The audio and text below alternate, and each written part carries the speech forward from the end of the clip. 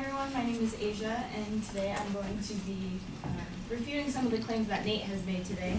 The first one and main one being that he said, do we need to hunt? Now, I don't know about you, but as Americans, most of the activities we participate in are wants, not needs. So what makes hunting any different? Why should we suddenly get rid of hunting because some people don't agree with it? And not only that, what gives us the qualifications to take away something that probably none of us really participate in? We don't have a basis for going out and hunting. It's not an area where hunting is a normality. So what gives us the right to go in and try and take away something that we don't go about experiencing on a day-to-day basis? Does hunting directly impact our lives? Does people hunting in other states directly impact the life you're living now? If not, then what causes us to be so intolerable of it? We're able to be tolerable of so many different things, so what makes hunting any different?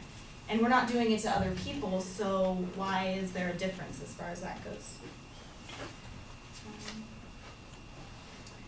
And going back to even Victoria's point about hunting being more of a game than it is a sport, society today lives on a screen. So if we can get people outside to explore nature and understand new things about the world around us, then I think that's a benefit and an opportunity that we need to take advantage of. Going out, hunters are the main ones that actually are in support of these regulations because they're the ones that are out there doing the research and finding all of these new patterns of nature. We don't really know anything about, I don't know about you guys, but the things that we learn about nature are usually taught to us in class. We're not the ones out there hunting. We're not the ones finding the deer patterns or how many of them are lost and found. So I think taking away and banning hunting is taking away our knowledge of nature as we know now.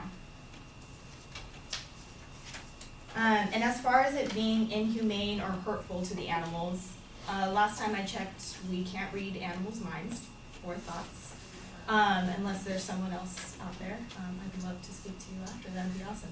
But PETA.org, which as you guys know is in favor of, being vegan and being kind to animals, they are mostly concerned not with hunting, but with the realities of factories and slaughterhouses.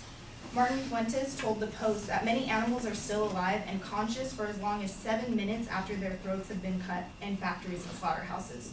So what makes the half-eaten burger that you have left over made in a slaughterhouse more tolerable than going out and shooting and hunting and using all of the animal? A man from EcoHunt said, managing wildlife is like being a farmer. These animals are an important resource. If you were a farmer, you wouldn't let your cows infect each other with disease, and you definitely wouldn't run them over with a tractor. Now here he's talking about the differences, the two main concerns with hunting, and that's car collisions and disease. So if you're not going out and hunting, like Josh has already talked about, there's already this sense of overpopulation. There's things that we can't regulate if we aren't going in and taking control. And if we aren't, then there's this overpopulation and imbalance between people and the animals. And as far as being, like Victoria said, the issue of being going in and taking over the animals, and talking about Darwinism. If you want to look at Darwinism, then humanity is the top dog. We're at the top of the food chain. So why would we suddenly stop what we're doing to help the prey, in a sense? And in Darwinism, it says that we are related, we are related to the animals. So if you look at it in that sense, then we're only doing what nature itself does. We're taking out other animals. So if that's the argument, then there really shouldn't be a concern.